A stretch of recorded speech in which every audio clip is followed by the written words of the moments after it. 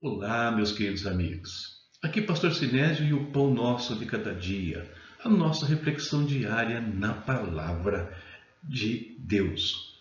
Um quadro do seu canal, A Palavra Responde.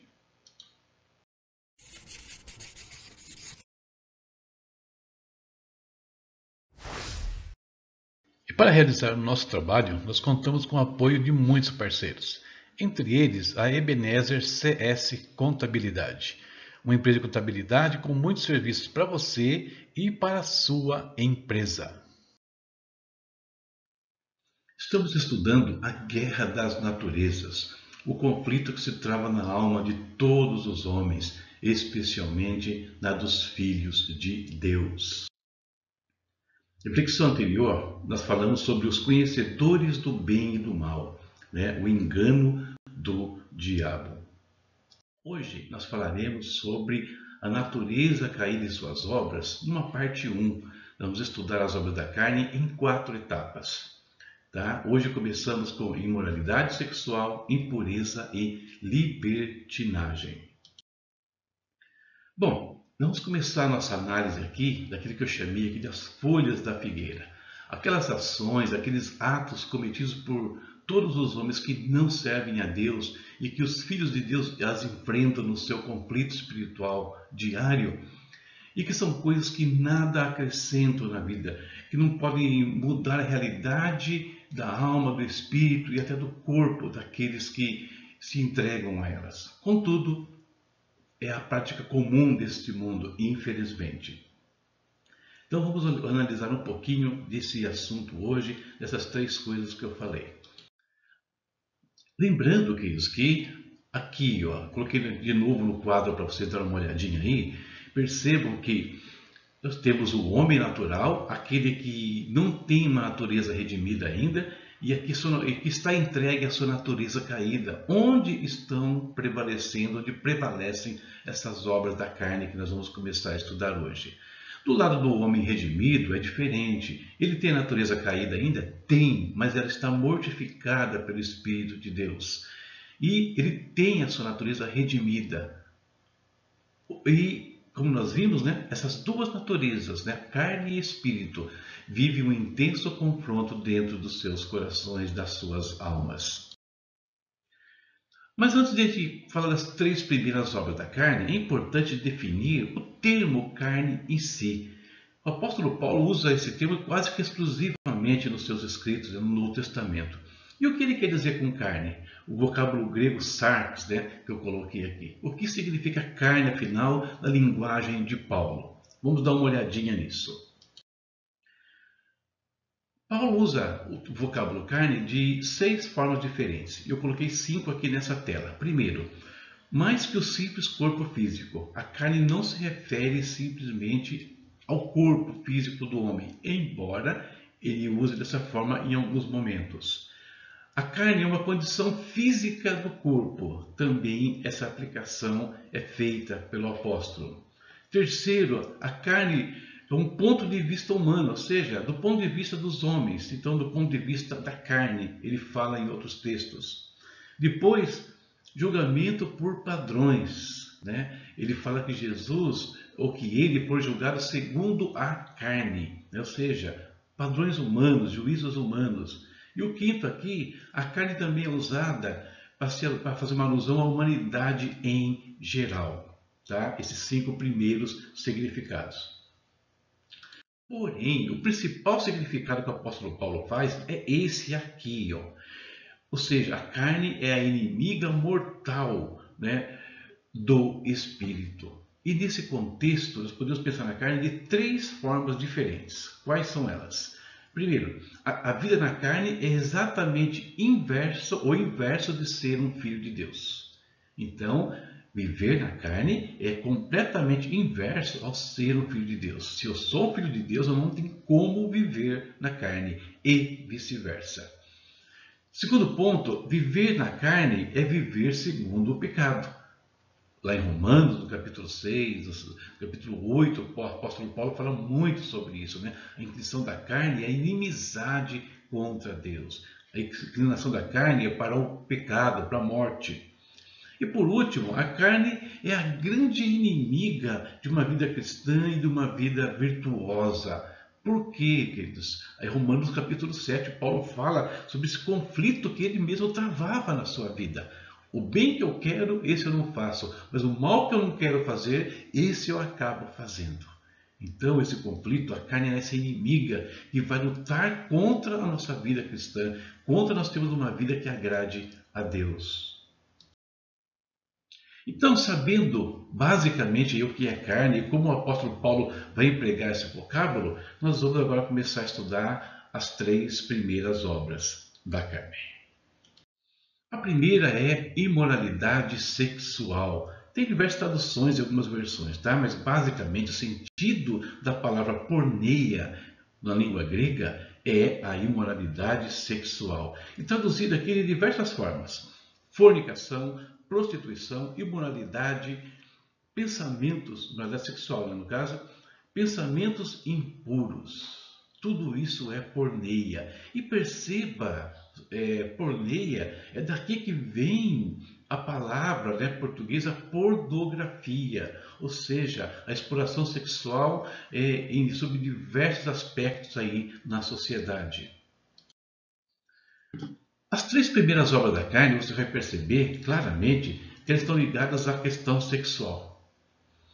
E que elas, se nós vamos observar, elas são uma degradação, né? Uma escala de degradação moral que atinge aqueles que se envolvem ou que se deixam se envolver nessas questões sexuais da forma como nós vamos apresentar aqui para vocês. Ela começa aqui, na imoralidade sexual, na prostituição, fornicação, e vai terminar lá na libertinagem. A gente vai fazer esse caminhozinho aqui. Vamos lá. Então eu coloquei esse desenho para vocês darem uma olhada, tá? Então, primeiro que o desenho maior, o círculo maior, né? A elipse, né? Maior no caso, não um círculo, é a libertinagem. A segunda é a impureza. E aí nós estamos falando da imoralidade sexual. Ou seja, no campo dessas três obras, a imoralidade sexual é a menor, abre aspas, delas, né? É a porta de entrada para a degradação moral.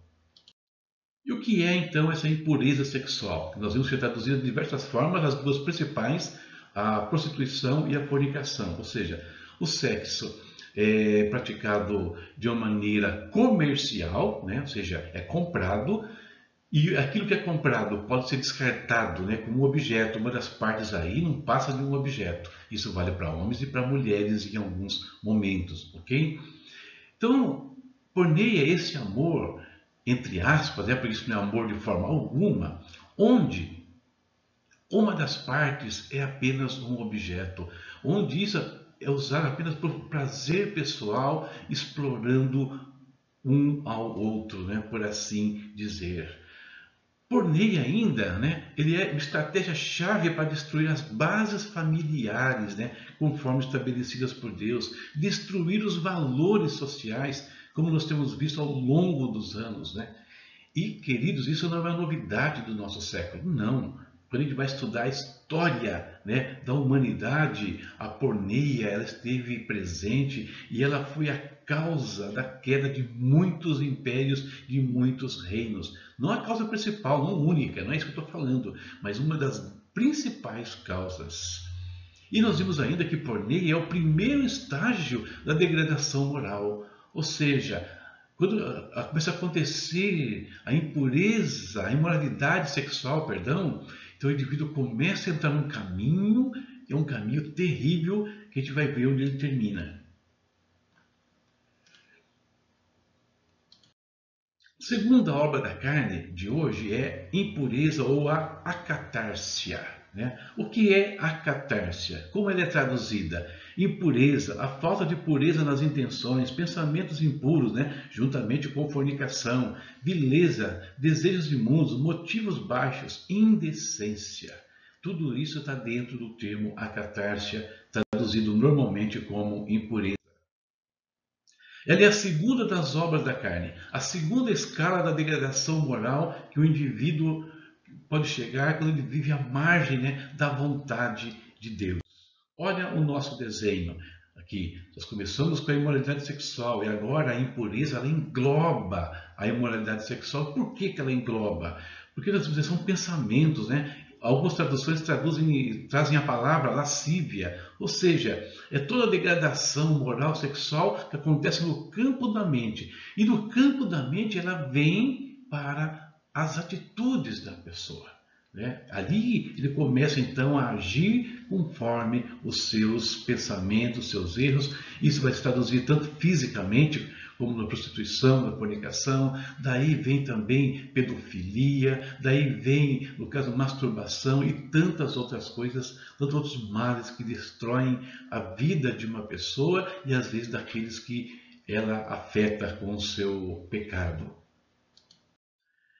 A catarse é interessante porque esse vocábulo, lá no uso comum dele entre os gregos do passado, ele passou por uma mutação. Qual a mutação? Ele começa significando sujeira física e material. Simplesmente isso. Ou seja, no final do dia, a nossa casa está a catársia, o nosso corpo está a catársia. Ou seja, está sujo, é físico, tem sujeira material, nós precisamos nos limpar a casa e assim por diante. Mas depois ele evoluiu para um segundo sentido, a impureza ritual e cerimonial. Ou seja, alguns elementos que impediam o indivíduo de achegar-se a Deus, de entrar num templo, por exemplo. E aí, nesse sentido, o livro de Levítico usa muito a catarse. Por quê? Ele regulamentava a vida religiosa de Israel. Dá algum exemplo só aqui. Uma pessoa que tocasse um corpo morto, fosse de animal ou humano, não podia se achegar a Deus, tinha que ser purificado primeiro. E por aí vai. E finalmente a catarse ganhou o sentido de impureza moral que destrói. Como eu disse agora há pouco, essa impureza moral foi a causa de destruição de reinos. O Império Romano, por exemplo, um dos maiores impérios da Terra, uma das principais causas dele foi a sua degradação moral, que se abateu sobre todo o Império. E desses três sentidos, então, nós trazemos o seguinte sentido de catarse pensando em obras da carne e pensando na vida espiritual. Sujeira física e espiritual. Aquelas coisas que nos contaminam na alma e no espírito, né? Não só no corpo. Segundo, uma qualidade repulsiva. A pessoa que vive essa impureza aqui, a catarse, é aquela pessoa que se gaba de alguns feitos, se gaba da sua malícia. E entre aqueles que também participam do mesmo pensamento, tudo bem, é motivo de risos, de satisfação, etc. Mas em outros que têm algum senso de moral ainda, algum senso de valor familiar, social, essa pessoa se torna alguém que ninguém quer estar perto ou evita estar perto dela. E finalmente a catarse é tudo aquilo que nos separa de Deus. E aí entra toda sorte de pecados, né? Uma condição que a pessoa já é reprovada diante de Deus. Nós vimos que, nós vamos ver aqui daqui a pouco, que na última obra da carne que vamos estudar hoje, a pessoa não se importa mais nem com Deus e nem com as pessoas. Então, a cada passo que essa pessoa vai dando, começando na imoralidade sexual, chegando aqui nas impurezas, né? Ou seja, na contaminação da sua mente, né? Da sua alma, ela vai indo para o fundo do poço. Ela vai caindo na sua condição espiritual. E se não acontecer nada com ela, ela vai chegar naquilo que nós chamamos aqui de azeugeia, que é a terceira obra da carne. E o que é a azeugeia, né? É libertinagem. Lascívia, libertinagem, desonestidade, sensualidade, ações indecentes, ansiedade pelo prazer carnal, impureza. Percebe? A pessoa está totalmente envolvida no pecado, nas questões morais e sexuais. Então, a azeugeia é o clímax das obras da carne ligadas aos pecados sexuais. E aí o nosso quadro, né? O último quadro aqui, nos mostrar essa condição. Começamos ali na imoralidade sexual, que fazia parte, né, de um conjunto maior que é a impureza, né, a catarse. Então, porneia está dentro da catársia, que está dentro da azeugeia. A azeugeia ela pega tudo, né? Ela contamina os camaradas de maneira completa e isso extrapola para a sua vida exterior. Como William Barclay define, né? E faz algumas considerações que vai deixar isso mais claro para a gente. Olha o que ele diz. Porneia indica o pecado dentro de uma área específica da vida, a área das relações sexuais. A catársia indica uma contaminação geral da pessoa inteira, maculando todas as esferas da vida. A azeugeia indica um amor ao pecado tão desenfreado e tão audaz que o homem deixou de importar-se com aquilo que Deus ou os homens pensam a respeito das suas ações. Perceberam a escala de degradação, né? Para baixo, não para cima aqui, que essas três obras da carne significam e a relação que elas têm com a questão sexual? Isso lembra até um versículo de Provérbios 24:16, onde diz que a mulher adúltera, ela come, limpa a sua boca e diz: não cometi nenhum mal, né? Não cometi iniquidade. Ou seja, tudo bem, o que eu fiz aqui não importa, né? Esses dias eu vi algumas declarações de alguns segmentos sociais que estão aí afrontando muito, né, os valores cristãos, afrontando muito a igreja. E alguém dizia uma frase, uma mulher falou uma frase assim, chocante, onde realmente ela não estava nem aí com o que o mundo pensava. Ela ia fazer, e ela diz ainda o que ela ia fazer com o corpo dela, quantas vezes ela quisesse, e isso ninguém podia fazer nada, é problema dela. Isso é, no caso, azeugeia. Chegou a essa condição na sua vida moral, social e assim por diante. Então terminamos aqui as três primeiras obras da carne. Nós podemos ver que nitidamente essas três obras aqui, elas ferem o cerne da família. Por quê? Porque Deus ele criou o sexo para ser uma bênção dentro da esfera familiar, dentro do casamento, né? E a partir daí prover o carinho, a interação entre homem e mulher, frisar bem essa questão aqui, e também formar, né, uma família. A partir do momento que as questões sexuais são deturpadas pela porneia, pela acatársia, pela azeugeia, então essa base familiar está destruída. E vai criar-se um caos como nós temos visto na sociedade de hoje. Ok? Essas foram as três primeiras então. Nas próximas nós vamos trabalhar em 5 de cada vez, até terminar as 16 obras da carne citadas em Gálatas. Agora nós vamos falar com o nosso Deus. Querido Pai, em nome de Jesus, nós te bendizemos por mais esse dia que o Senhor nos concede. Colocamos nas tuas mãos, Senhor Deus, a nossa casa, a nossa vida, a nossa família, pedindo, Pai, que o teu Santo Espírito, Deus, o Espírito de santificação, o Espírito de transformação, regeneração, que ele domine, Senhor Deus, sobre nossas mentes e corações, ó Pai. Livra-nos, Senhor Deus, de toda essa impureza moral, sexual que nos cerca nesse mundo. Livra-nos, ó Deus, de caímos nessas tentações que vão destruir os nossos valores, Pai, valores morais, valores familiares, Deus, que vão, Deus, nos separar da Tua presença, Pai. E a Tua palavra diz, o Senhor falou, Deus, que não precisa acontecer nada, basta que isso aconteça no nível de pensamentos, nós já estaremos pecando contra Ti. Deus, livra de toda impureza, Pai, em nome de Jesus. Livra, Deus, os teus filhos, livra os jovens, Pai, da nossa geração, tão bombardeados por essas questões, meu Deus eterno. Livra-nos, ó Deus, dos erros, dos enganos de Satanás, das ideologias que transtornam a Tua palavra, Pai. Transtornam, Deus, o papel do homem, o papel da mulher, transtornam a família, Senhor. Em nome de Jesus nós oramos, colocando diante do Senhor todos os que têm participado conosco desses momentos de devoção, de oração. Em nome de Jesus. Amém. Amém. Concluímos aqui as nossas reflexões. E amanhã nós damos sequência ao nosso estudo falando das próximas 5 obras da carne. Tá bom? Espero todos vocês e até lá, se Deus quiser.